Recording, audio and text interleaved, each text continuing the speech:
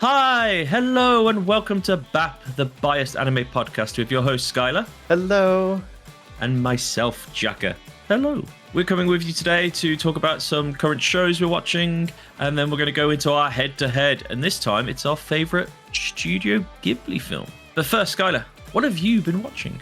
I gotta admit, I've not been watching much at all lately. I've been so lazy after work. I've literally just gone to like a comfort show, so I've just been watching Doctor Who, trying to get through the Jodie Whittaker stuff because I know you hate it and won't watch it with me. So No, I like Doctor Who.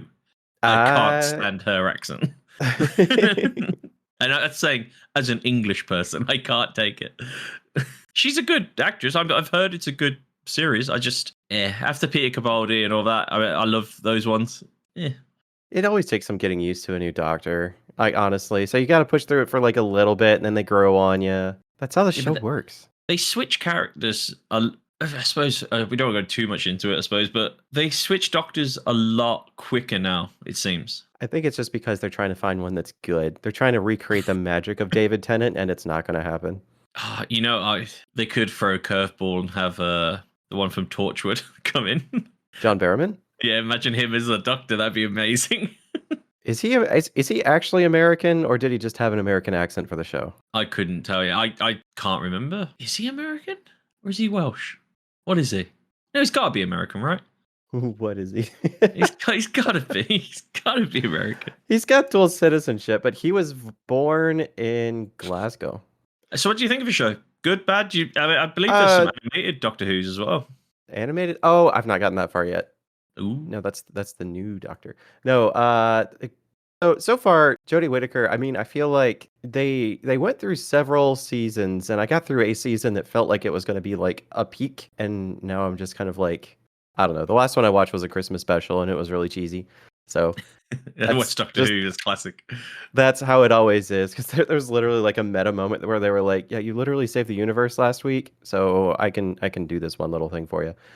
Like, it's kind of tongue in cheek about it. I don't know. It's interesting, but it doesn't quite have the charm. It's not gotten me drawn in yet. I have been going back to it, which is saying a lot, because I put off watching it for a long time, but I don't know. It doesn't have the same draw. Maybe it's just because this Doctor hasn't quite grabbed me yet, because it was like heaven sent with Peter Capaldi. Just completely drew me into him and his character. Like that solidified him as the Doctor for me. The Jodie Whittaker, it's still like she's kind of there. I don't know.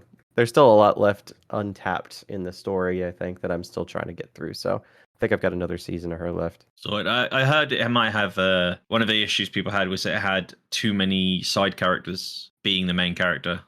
It does happen. Yeah.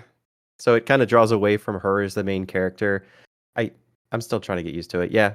It's probably not good. her fault though. Like as not as an actress, I mean, not being good at series. I mean, the Doctor's fault is the way they wrote the last 3 seasons. Tennant, Matt Smith, and Capaldi's just they did so much Doctor stuff, like telling story, history, finding out new stuff, old enemies, new enemies, that they must have just run through all the ideas. They were like, we need something new quick. Not necessarily. I feel like with Jodie Whittaker, they've run through like really big story hits way too quickly. Like, I feel like some of the reveals that have happened in this last season should have been things that would hit like at a story climax, and there were several of them throughout. I don't know. It's like they're trying really, really hard, but I think trying too hard with it at some points, because there's just way too many huge reveals, and you don't get a second to just like let it soak in. That's fair. You think it's more just like fast, maybe different director, maybe? I don't know. I think was it Russell T Davies that's been like crazy about it recently. I don't know. There's a lot of them that they bounce between, but I feel like it's just like they're trying to run too hard too fast. And again, like you mentioned last time we had spoken about it together, it's a lot of trying to find viral moments. Yeah, clips for TikTok. Yeah, exactly. So they're trying to like hit like big reveal moments, but I feel like as a viewer, I can't let it soak in and revel in the moment and actually like And the characters really haven't processed it either. It feels like, oh, well, this is just a huge thing that just happened. All right. Like actually, like the line that I just spoke, like, you just saved the universe last week. I got this. Like they don't actually give a second to breathe and soak in the big moments. It just keeps happening. It just keeps rolling. So there's just constant momentum without like the ability to think about it.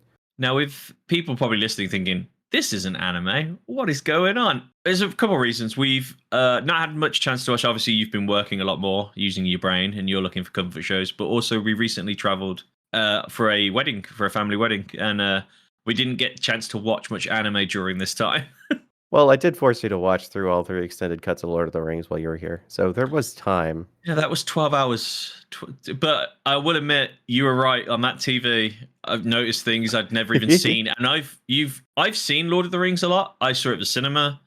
And I've watched it every year now with you. The extended cuts every year. Have to. Every year. It's tradition. And we watched that on the telly, and I noticed things I'd never seen before. OLED is a game changer. I am honestly, the next time I have like enough money together, because spoiler, we're trying to move in together, and that costs money. I'll be getting an OLED If anyone would like to sponsor me in the give us a load of money to make this easy. I think technically, like in a legal sense, I could be a sponsor, but that doesn't help with our money situation. Can we self-sponsor our bank accounts to get more money? Is that a thing we can do? No. Can we invest in ourselves? No, because I mean, being a sponsor means that I would be financially responsible for you. You already are. Yeah. So I'm a menace. I'm a menace to your bank account. I will admit though, when I said let's build a table, I was thinking, some IKEA tables. And you looked me in the eye and went, there is no IKEA here. And I was like, oh no, it's going to cost so much more money. And at least $300 to ship it here. Maybe I should just open an IKEA in your hometown. I'd make loads of money. You'd need the floor space. Anyway, what have you been watching lately? I've been just getting a couple episodes of The Brilliant Healer's New Life in the Shadows. Just not the best, not D tier, but more like B, C tier episodes. Kind of simple process. Adventuring party has a healer. Healer leaves because he's kicked out. They treat him like crap. He turns out, he's the guy who's been keeping them all together like the glue. And he's super powerful. And the main guy's a dick. And he comes and gets revenge later. And then he gets beaten and finds out that the healer's the best. Just like the shield one. Just like the animal handler one. Copy paste, change the character. I think there's literally one called I Got Kicked Out of the Heroes Party. Yeah. There's so many have done this trope. And it's not bad. It's not great. It's one of those shows you forget you watched, and then like you see a TikTok clip of it and you go, oh yeah, I remember that, like I'll rewatch that, and then you go, oh yeah, I forgot why I didn't watch this.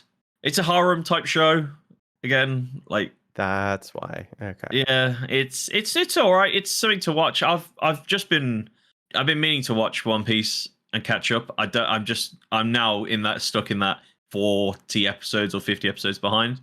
And that's going to be a time sink, and I just need to do. You keep sending me clips on TikTok, and some of the fights look like they're really impressive, and I'm several hundred episodes behind. So maybe to be honest, you could catch up by just watching the films. They do like a arc film. You lose a lot of like the inside jokes and all the other bits, and maybe it isn't as impactful. But if you just want to catch up quick, you could just go on YouTube and click, tell me everything I need to know before I watch the next episode.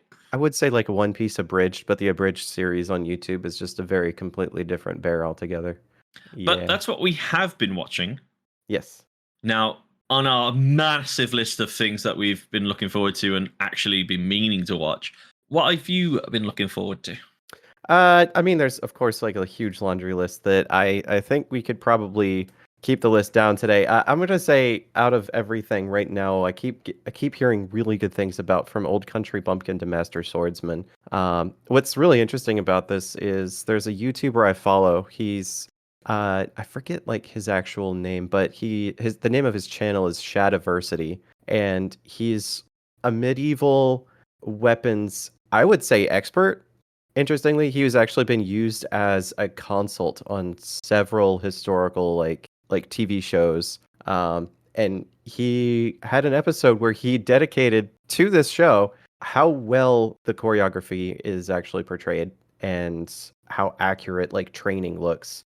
Granted, of course, being an anime, they do take some liberties with it, but as far as accuracy with choreography, he's quite proud of like the fact that like the weapons that they actually use would have been used during this time period. The way that they use the specific weapons is also catered to in terms of like the size, the length of the blade, the size of the hilt, like the hand guards, actually using the hand guards correctly, and actual sword training is fairly accurate as well. So just for sake of accuracy, like with a music anime and like the fingers lining up with the piano correctly or something like that, like actually paying attention to correct technique has me a little bit more intrigued as to how this one's going. So I've that's what I'm looking forward to. I did see a clip of one of the characters getting a new sword, and it's a I forget the name of it. It's like a double-handed sword, but it's the one with the hilt incorporated into the blade. So it's like a blade with a guard, and then another part of the hilt, and then the actual blade. It's like an unsharpened blade. So you can use that for like swinging, because it's such a long sword. You can grab the middle bit and twist with it. Oh, And I've actually looked it up, and that is actually, I've used that sword in like Chivalry, like the games and stuff. That is an actual sword that was used, and it's massive sword. And when you look at it, you're like, that seems crazy. But when the guy teaches it, on the thing, they're like, oh, that is actually makes sense how you would use that. And I was like, I swear I've seen that sword at Warwick Castle. I looked, I was like, oh, it is actually a sword. Okay, they're not just making it up then. TikTok being the main source of information that we get on anime these days. Used to be YouTube, it's now TikTok. Simple, easy, and I've got to admit the edits are going great. I mean, the edits are fun. Honestly, I do feel like it has introduced me to several shows that I'd like to watch. There's one that I saw earlier today that I want to find the name of. It's like it's of course main character is like just like a little guy. He's like the newbie in the party, but he's got like the most powerful aura or something. You need to like or share the video to a friend so you can always find it. It's one thing I've learned with TikTok. Yeah, I scrolled past it like 3 hours ago. I'll never see it again. You'll never see it again. Well, to be honest, we've got so many shows we need to catch up on. I've got Strike Witches. I want to watch some Girls and Panzer and all this stuff. I've been meaning to catch up on shows that have like been out for years that I need to catch up on. But I've actually been looking forward to this new game that came out. Ooh. Yeah, it's actually, I say new. It's a remaster. So I emulated it a while back. I haven't had a chance to fully play it, but then they've released a remaster. I was like, bloody hell, they heard me. Someone out there actually heard me saying I wanted a Gundam game. It's Mobile Suit Gundam Seed Battle Destiny Remastered on Steam. And it's literally a Gundam game that I've been meaning to play, and they just remastered it. I was like, this is fantastic. This is exactly what I wanted to play. You get to be a pilot. You get to like 100 different suits you can do. And it's like battle across turbulent times, and you're fighting. It's like a slash and dash kind of like, I want to say hero kind of fighter. I don't know if you've ever played like Dragon Ball Online and stuff like that, where you create a character and you're in the universe and you fight things. Oh yeah, and you upgrade your character as you go, kind of thing. It's like that, and I've really looked forward to it, and I've been meaning to play it for a while. Nice. Any more games or anime, TV shows? As of 1 day ago, apparently Phil Spencer teased a Halo CE remaster, so I am looking forward to that. Oh yes, that was the summer Steam. No, not summer Steam sale. That's not happening for a while. There's a gaming show recently got released, wasn't it? Several over the weekend. There's a PC gamer show yesterday, but I don't know if this was on the same show. Yeah, I remember people at work were talking about it. Apparently, new Resident Evil's coming out. There's a new Lego game coming out, which I hope we get to play because it looks fun. But I'm sure the Game Club Pod boys will be talking about this. That's something that the Game Club Pod folks will listen like as well. There's a new game out called Berserker. It's made by the same people who made Vampire Survivors, and literally the objective of the game to get better attack combos requires that you hit more keys on your keyboard at the same time. Sounds like buy a new keyboard game. Yeah. My friend Danny played that yesterday, and literally he exited the game and forgot he had some macros enabled, and Windows was set to Japanese. So be careful. Sounds like a game that could cause some problems. So anything else you can think of? I know we got some seasons coming up. Obviously, we'll talk about them when they hit. Obviously, Kaiju number 8 coming. Ooh, yeah. That should be soon. There is the anime awards I'd like to talk about, but we are going to do a separate episode on that. So look out for that one. Yes, if it's not already out, depending on timeline. I think we should, that should be the roundup of everything. It's a short one. For that, as I like to say, we've been traveling, weddings, all this kind of crazy stuff, and then talking to lawyers and throwing all of our money at them to make sure that we're immigrating correctly. It wasn't even our lawyer. We just threw money at them. We're just like, take it. Be our lawyer. If you pelt them with enough dollar bills, they'll take you. That's how it works, right? It's America. America. Anyway, we're going to quickly hear a message from our friends over at Chat Tsunami. Welcome to Chatsunami, a variety podcast that discusses topics from gaming and films to anime and general interests. Previously on Chatsunami, we've analysed what makes a good horror game, conducted a retrospective on Pierce Brosnan's run as James Bond, and listened to us take deep dives into both the Sonic and Halo franchises. Also, if you're an anime fan, then don't forget to check us out on our sub-series, Chatsunani, where we dive into the world of anime. So far, we've reviewed things like Death Note, Princess Mononoke, and the hit Beyblade series. If that's sounds like your cup of tea, then you can check us out on Spotify, iTunes, and all good podcast apps. As always, stay safe, stay awesome, and most importantly, stay hydrated. And that was Chat Tsunami. Thanks, guys. Thanks. And now I'm thinking that you and me should do battle. What do you think? I'm not feeling up for it today. Oh, you don't want to do it? Oh, okay. Well, I suppose we could skip it. Nah, we're going straight to head to head.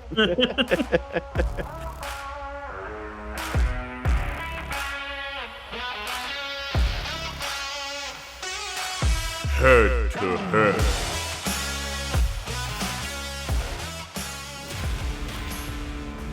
In the Red Corner, released in 2002, through a series of missteps, a high schooler gets whisked away to Catland and betrothed to the son of the Mad Cat King. The cat returns. In the Blue Corner, released in 1984, bringing us to a post-apocalyptic fantasy world filled with bugs and spores, it's Nausicaa of the Valley of the Wind. These are very different shows, or movies. Very different movies. Welcome to Head to Head, where our hosts are pitching two personal picks against each other to see which is better. This episode, obviously, is pitching our favorite Studio Ghibli film.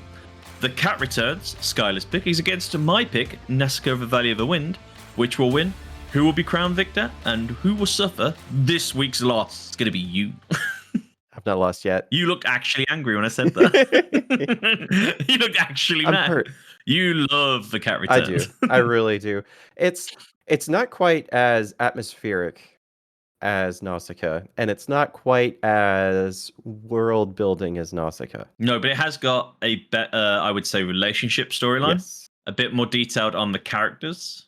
Character like evolution, if one might say, is very good, and more, I would say, more contained characters. Like you remember them more. Oh yeah, because mine has a lot of characters, and there's one main one really, but I'd say there's so many people who are kind of in the film because it is a world film, while yours is more self-contained. Yeah. Oh, for sure, and also you've got more time to develop. Yes, but yours is literally twice as long as mine. Again, mine was, I mean, technically pre-Studio Ghibli. It was before the official. If you look into the Wikipedia, it says before the official, but it's in every box set. Does that mean you're forfeiting right now? No, God, no. He made it. We did say Ghibli film. It's just, it is a Ghibli film. It says it on its side. I've got the DVD box set. I'll go get, and the Blu-ray box set, and I'll go get both. All right, through a technicality, you're all right. This film is one of the first ones I watched, next to like Akira and Neon Genesis. Like I remember my sister was super into Studio Ghibli. So wait, just like films in general, or like animation? Cat Returns. We watched Pompoko. It's a strange Porco Rosso. I mean, all the old ones like Princess Mononoke, Grave of the Fireflies. Obviously, My Neighbor Totoro. Mm-hmm. We watched them all. My sister loved them, and everyone in the family got into them because they're, would you say, the better Japanese Disney? Like, they're really fun and entertaining, and they're spiritual, but yeah. The latest one's not as great. Some people don't like the newest ones to the old ones. but they're very. I mean, I took you to see Pompoko at the cinema. So weird. It's It was so film. weird. It's so weird, but you could see the environmental message in it. Yeah, but nothing could have prepared me for The giant raccoon testicle to sex. Tanuki scrotums.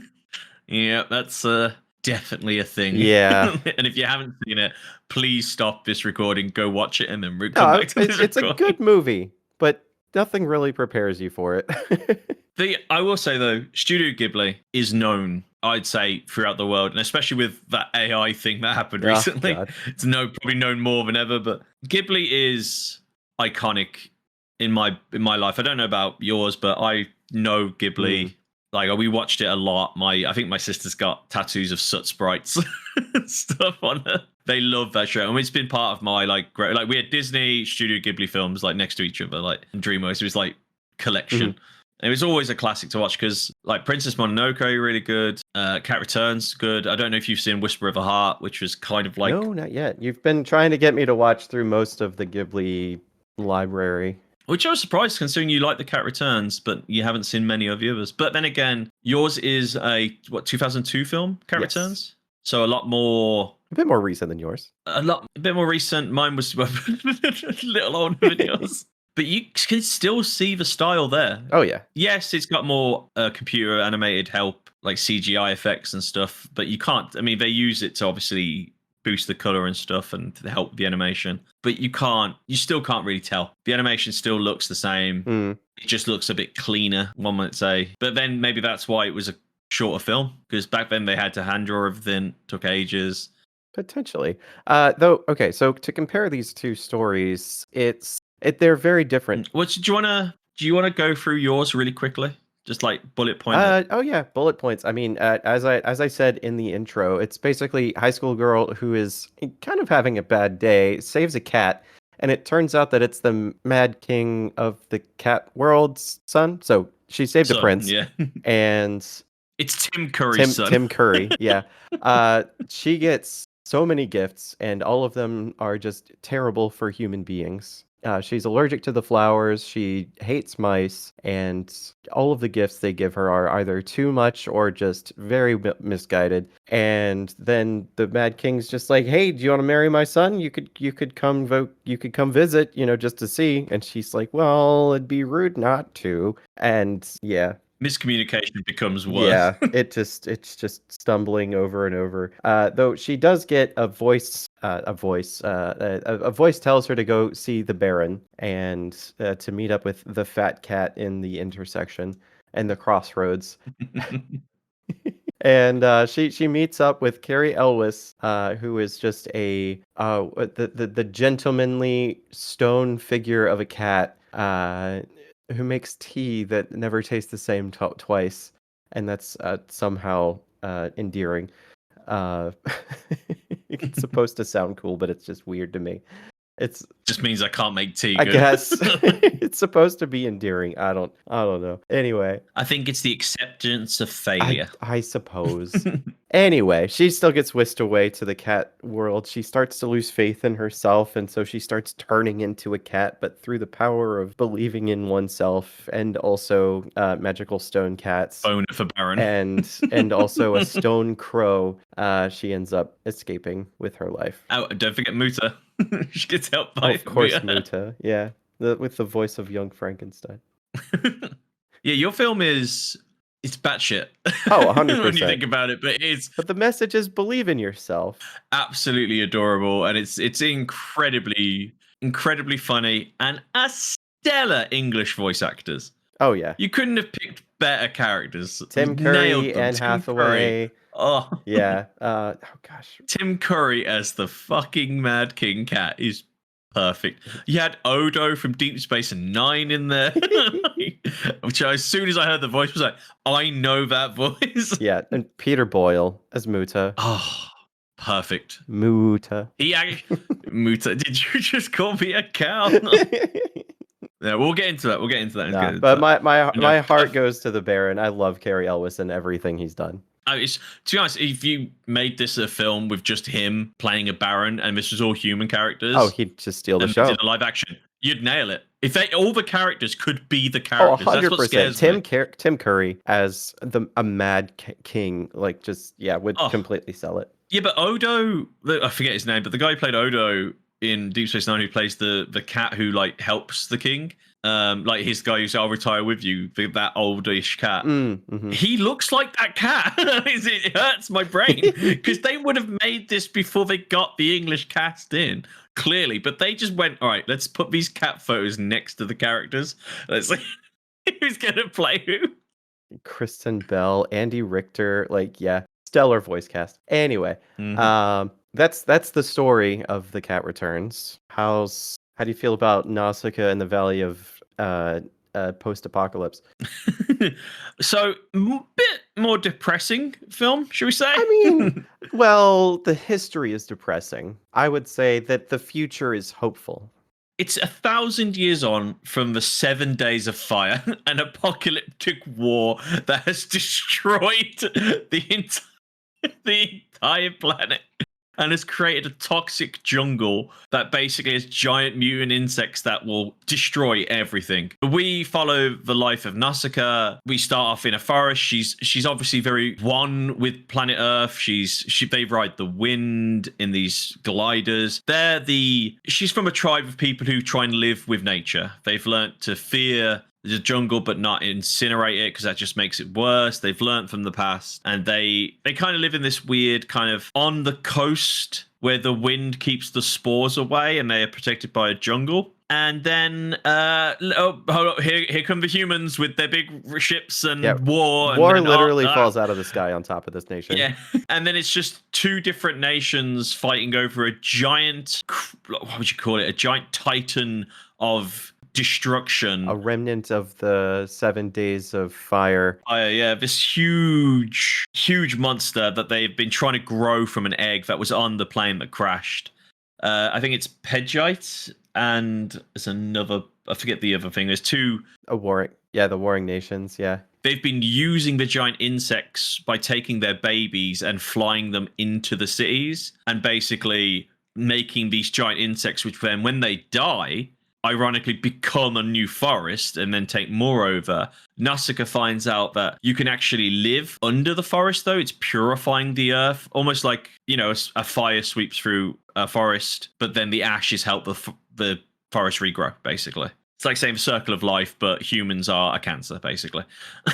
Yeah, and nature is healing. And basically, it's just following this basic storyline of small town gets attacked by bigger city, them trying to fight back and trying to stop the mutes and insects from destroying them through just happenstance and just insanity.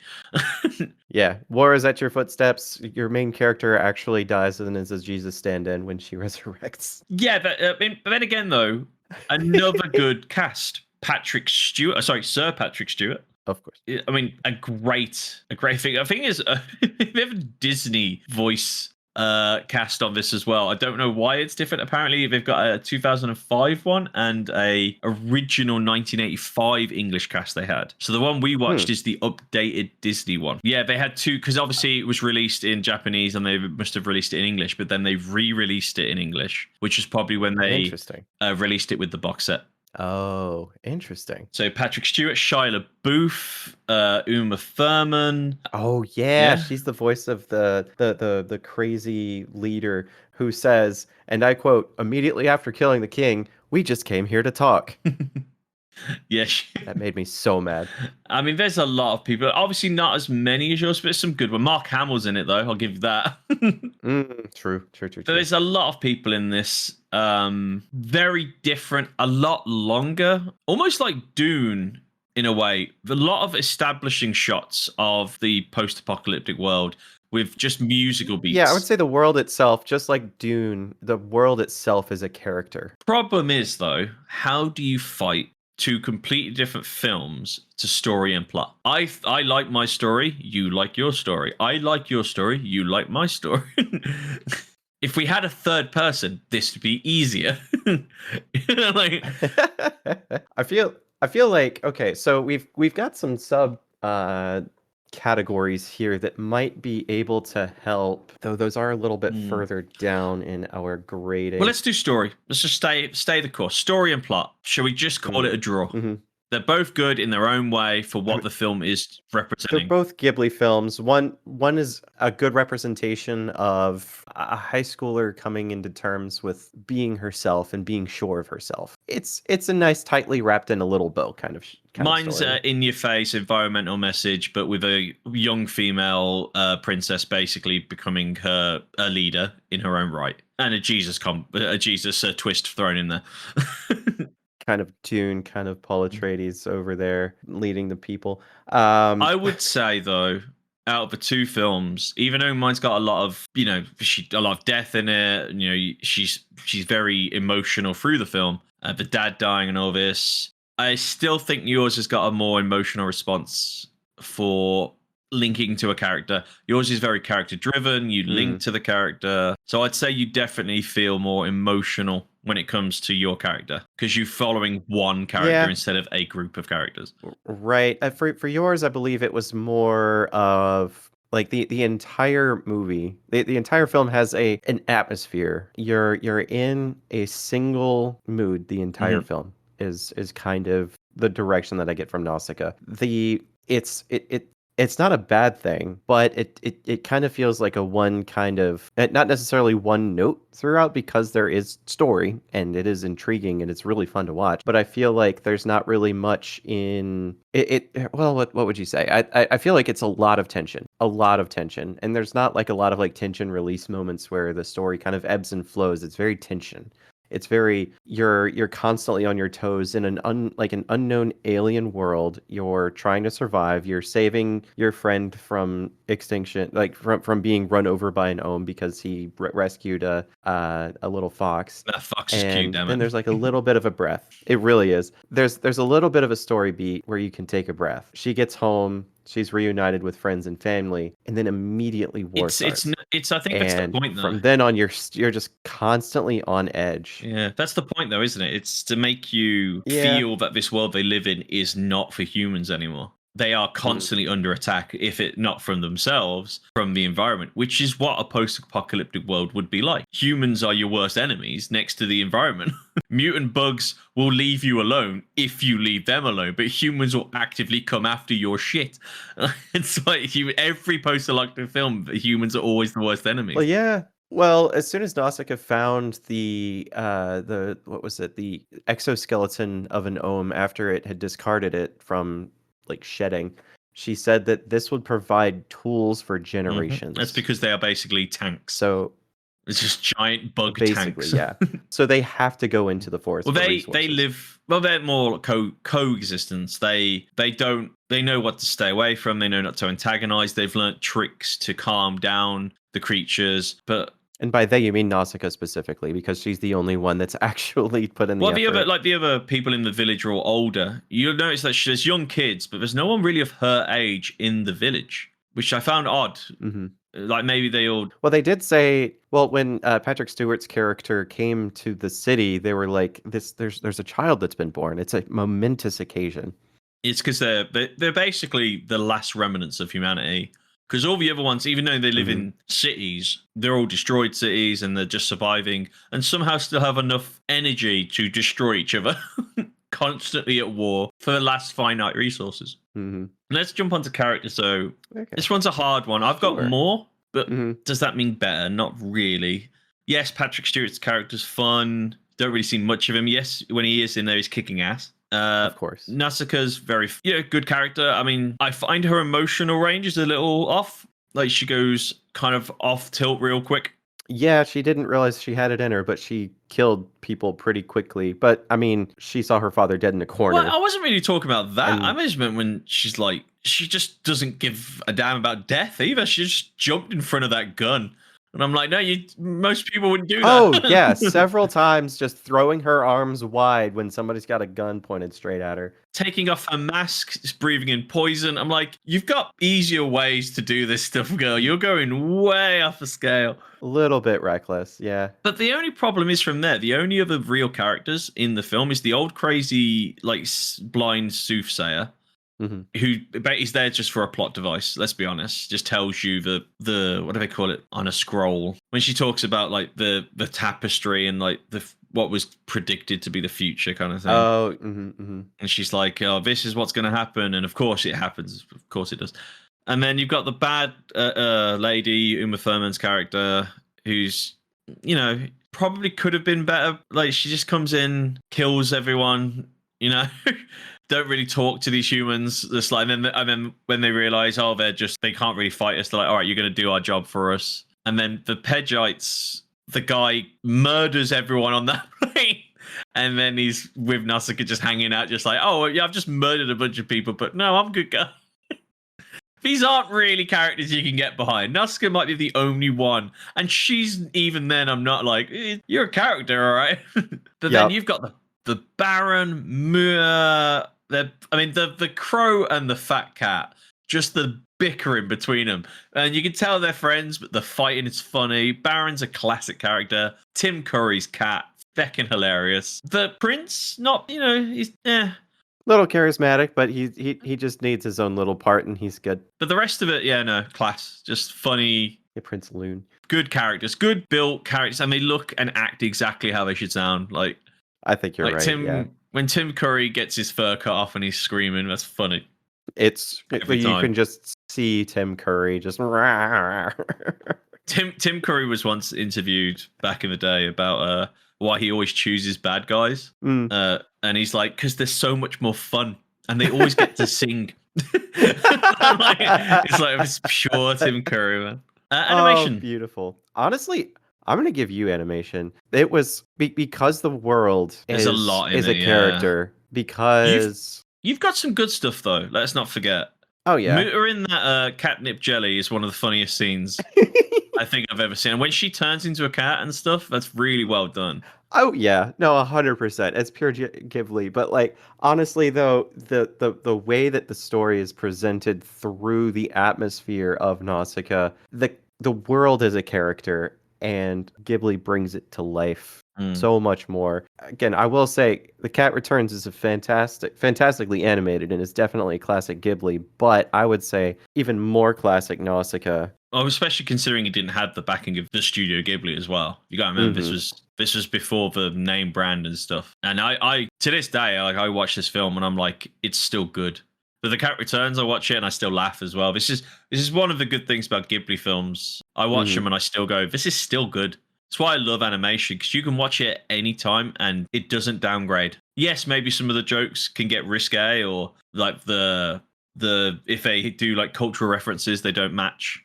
But the animation is always going to look the same. And yes, sometimes you can make it better using AI and CGI and stuff. But yeah, it might deal with some. It might do well to get some like some like 4K upscaling, like some maybe for newer TVs and stuff like that, or if there's like some original scans for it to be upscaled, just because of the way that like TVs can be like 8K now, and you're going to see every minute detail of how the original scan was done. That's the only thing that can be improved. You could also redraw it if you wanted to. That's the best thing. If they wanted to do it, they could use all the original sounds and stuff and redraw it. And yes, would it be the same? No. But if he wanted to redo it, but like The Cat Returns, I know it might not seem like it, but there was another film, Whisper of the Heart, which the Baron is in, but obviously it's a completely different film. It's almost like that odd one we watched recently with the artist who draws Zenshu? Because like it's kind of, is it in her head or not, kind of real world, like kind of thing. But the Baron features in that, which is where the film came from. It's like, that's why he says like, this is a place where creations come that have got a soul, because so much love has been put into them. And it's, you see, even that, your story's got more of like a world building that you don't realize. It's very subtle, but it's in there. But Nausicaa just kind of hits you in the face, like, world is dead. Look at it. Look at the world. Look at it. Look at it. Yes. You will sit there and you will look at what you did. Shove your nose in it. Like, for next one, I'm giving you the sub and dub. I love the people in the Japanese and the English in Nausicaa, but I like the Japanese Cat Returns. But Tim Curry, you get it. No, I'm not even arguing Tim Curry. I might take sound design though, because I have a lot more. I have a lot more enemies. Mm-hmm. There's So you've got war. You've got the use of silence, which is interesting because of like just the aftermath of a battle. When You've got the monster fires his beam at the Ohm, and it like they recreate that in Zenshu. Like remember when she copied it? I went, "That's from Nausicaa." She stole that, and then it was apparently an homage to it. I was like, "Oh, okay, fair enough." Of course. And don't forget that monster shows up in later films as well. Like, I know it might not seem like it, but the design of that character is in Castle in the Sky.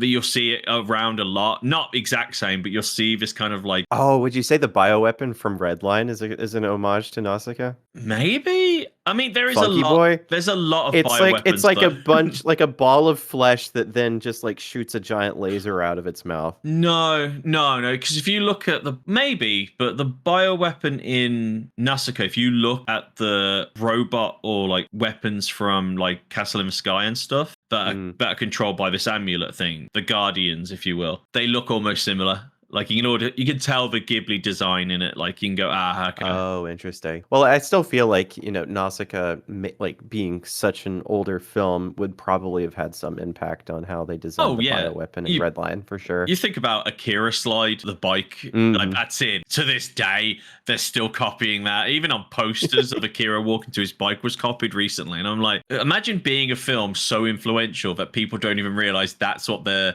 influenced by because other people have used it, and they were like, no, we copied them. Like, yeah, and they copied them, and you wrote me into it. Well, he wrote me into it. Sorry, I've been watching Rick and Morty. Music. Ooh. Again, mine's more Dune-like. Yours is more happy, like da da da. Right. Yours freaked me out, and I don't know if that was the intent, but like when the Ohm's Golden Threads would come out, it's just children singing, and it's very La da da da da da da da da. I still sing that to this day. It's haunted me my whole life. Yeah, like I said, it's haunting. It actually is haunting. That's a good word for it. But it's her singing as a kid. Do you not remember? Like when flashback, it's her singing.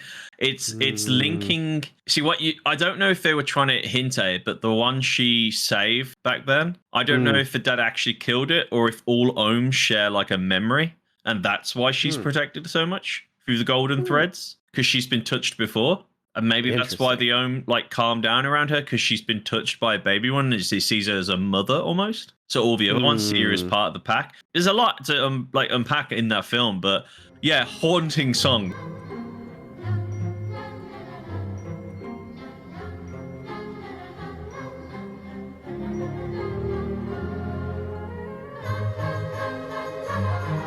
Haunting, isn't it? It's just downright haunting. Yeah. I might make that my ringtone. Yeah. I don't know. No, don't please. No, I would say like the music is very recognizable in Nausicaa, whereas the Cat Returns, it's just kind of like it assists in the film. It's appropriate, but it doesn't stand out. Yeah, I'll give you that one. Oof, you get pacing. I'm not even arguing that. My film is a lot longer than yours, and a lot more happens in it. It's a Dune film. So Dune. Yeah, so like Dune, it does take a few beats to just like let the emotion settle in, let the environment soak in. As again, the environment is a character, so it takes some time to just let it soak in. It's good though. Yeah. Both films have got their own. Like we say, it's very hard with different films, different series. It's always. I love the argument. I love the head-to-heads because you get to like discuss it more. But sometimes there's just who's getting the win, like with certain categories. Like I'm not fighting the voiceovers, but recognition is a hard one because. The Cat Returns is newer. These aren't like right, but it's no Totoro. It's not Howl's Moving Castle. Yeesh, Spirit Away. There's so many films. People are like, why didn't they pick these films? These aren't the best Studio Ghibli films. We're saying they're our favorites. We should probably nail that down. Now, okay, so we could for this section resort to if they've won any awards. That's a good point actually. Let's check the Cat Returns, shall we? It's probably got like thousands, hasn't it? It's a spin-off of Whisper of the Heart. Yep, blah, blah, blah, blah. All right, so we'll go by box office. How about that? Ooh, okay. You got $65 million at the box office. Ooh, yeah. Nassik. Now, again, I'm pretty fucked because my film was a lot older. Well, okay. Box office, here Interestingly, we are. So, when it first got released, it grossed about 6.23 million. Its Yep. re-release, however, got 6.3 million and 1 billion. 1.7 billion from releases in 7 countries. In its Including overseas 1 releases. billion from France alone. Man, the French love Nassik. No. It filmed. It grossed 1.7 billion from theatrical releases in 7 countries, including 1.5 billion in France. So 9. Only an extra 200. What the fuck is going on in France? They really like the movie. So 900,000, over 900,000 tickets were sold. I didn't think I was going to win this. I thought you would, considering. I think you probably got more. Yeah. The film was dubbed by Walt Disney and released for DVD alongside Massacre Valley of the Wind, Porco Rosso. Yeah, so that's why your film and my film were put together, because G Kids re-released the film. Oh my goodness, that's brilliant. I'll take the win on that then. Was not expecting. No. Hold on a second. No, hold on. Billion. No. With a B. Yeah. Did you see mine? I don't want to read anymore. It's too much money in it. Now. Oh god, this critical reception as well. No, never mind. Okay, 6.46 billion yen. You okay, 65 million US dollars. I was. I think again. 2002 would have been a weird time for a film to be released after what happened in 2001. Films. Yeah, but it's again, I remember this coming out and people going, why? No, I remember this coming out and people going, why would I watch a film about a cat? Like, I remember people going, this doesn't look good at all. Like, at the time. The only reason we saw it is because it was Studio Ghibli. It's the only, and it was dead cinema then. Spirited Away was the big kick up the arse for everyone to watch Studio Ghibli. I mean, Nausicaa only got those money because it was released in between 2006 and 2017. And the re-release was, 2020? And that was in Japan. Like, you might as well say, hey, make us money. Boom. Thank you. Exactly. All right. So from recognition, we are moving into the bonus section. Yeah. How fan service? I guess you with the cat that bra falls down. I would say, is that because I've got nothing. There's no fan service. I would say that I might win that one just for the furries. Yeah. Solid. We won't go into that anymore. Just the fantasy of turning into a cat. That's all I'm gonna say. Cyberspace, non-existent. CGI, I guess yours was CGI animated. Look, you use CGI to clean up animation frames. Was it? Oh. I believe so. One of them wasn't entirely CGI, but they said they started using it back in some of the early films. Hence why it looks cleaner. Interesting. I mean, does incorporate subtle CGI to enhance certain scenes or elements. I say, I would give you that because you don't even notice it. I didn't even notice. Product placement. I've got a good tank and some planes. But you've got lacrosse, so I guess either way. All right, food. I've got nothing. I don't remember them actually. Catnip Jello. You've got that whole bit with the fish when he's giving all the different foods, and Muta is just devouring it. And that food looked Ghibli food. You wanted it. What was Muta's nickname? Was it the Devourer? Ronaldo Moon. Ronaldo Moon, the one who ate an entire lake of fish. The biggest criminal from the cat kingdom ever to exist. They wrote it on their walls. I love how yeah, because he ate all of the fish in the lake and ran away. Magic. Now you've got some magic. Would you say? I mean, the portals, running through. Obviously Baron himself. The portals, Baron himself, the crow. Maybe it's just a fat cat. Both of. Yeah, the portals, and also Haru turning into a cat. What else? I suppose that was it, really. Yeah. I mean, I've got not really anything magical, really. Yours is ancient technology. Yeah, I suppose. So I would say I'd get a point for tech. You would get the point for technology. Yeah, and I can't think of any other subplot bonus sections you can think of where I can try and steal this off you somehow. You need another 4 points to win. Yeah. I made more money. Money. Type that in. Money. You've already got recognition. Annoyingly, as much as I love Massacre Valley of the Wind, we have come to our final decision. The points do not lie. Enter clap audio here. Da da da da. Yay! We've never done that before. I just thought it'd be fun to enter that in. You win 9-6. Cat returns. I actually didn't think this was going to happen. I'm a little sad.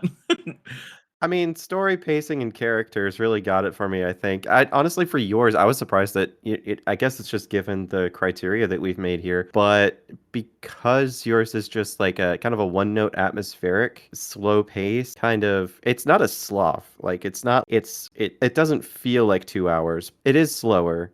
It's longer as well. So slow and long together makes you feel like, wow, they're really making you look at this. Like, it's not a bad film by any means, but I think for the story, the characters, the what else is there? Like the voice actors, that's the one. People are probably thinking, why not Howl's Moving Castle or Spirited Away?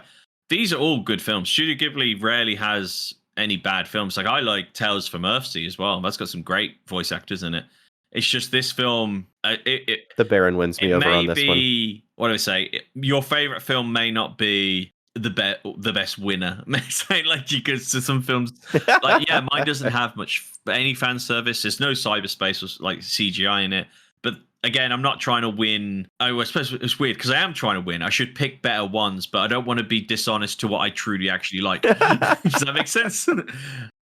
Yeah, I was literally thinking about that when we were picking these out. I'm like, I'm probably gonna lose, but I really want to go with the Cat Returns because it's actually my favorite. It is a good film. It's a good film. It's when I think about shows and like movies that I will rewatch, that's a sign of something that's good to me. I have rewatched all of the Ghibli films at least at this point now, and I'm not joking about this, at least 30 times each. I've watched. I remember when I was a kid, I rewatched them every week. Like we would put on Cat Returns, we would put on Princess Mononoke was on repeat a lot. So you know what was on repeat in my house? Was it Lord of the Goddamn Rings? No. Shocked. My sister was enamored with the young Brendan Fraser, and she watched George of the Jungle every single day after school. That's fantastic. Until one day the tape got lost. Yeah, lost. We all know where that went. It wasn't me that did it, shotgun, but it got lost. Shotgun in the garden. Okay. Anyway, we've got a bit off topic there. No, like I say, I'll take that loss. I'll take that loss as well. But that does mean I have to pick the next category as well, which is annoying because I thought you'd be picking it, so I've not chose at all a category. So I'm going to quickly go to the wheel we've got here. Wait. You're going to the wheel? Well, I'm going to the list of things on the wheel that you have written down. I'm going to pick one at random. There are some good ones on here. Ironically, could have picked Dystopia for this film. Don't know why I didn't do that. You know what? Dungeon Isekai. Dungeon Isekai. Let's go to the next one. We're telling you ahead of time this time. We've not done that before. That is new. I think it'd be something to look forward to. So wake up in a dungeon, figure out what you got to do. We're going to fight about it next time. This has been B.A.P. I've been Jaka. That's Skylar. I have been Skylar. I'm still here. I can talk. I have a voice. That's why I threw my head to you to the side. Like, that's been Skylar. That's to the opposite side of the screen. Oh, you're on that side for me. This is why Discord should put people on the same goddamn side. But no, thank you for listening. Anything else to say? We have socials. Twitter, Biased Anime Pod. BluSky, Biased Anime Podcast. And you can find us socially if you wish to. Honey, yourself? Skylar Despero on BluSky. And I am Jaka at BluSky Socials. This has been Biased Anime Podcast. See you next time. Bye. Bye. Bye.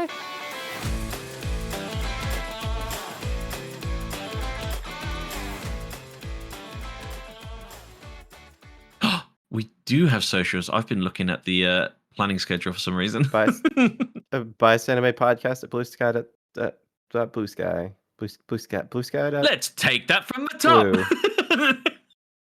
BluSky. Yeah. Hey, Hun, we've got socials, haven't we? Somewhere. Certainly Certainly the do. longest ending to any show we've done. We've gone over an hour.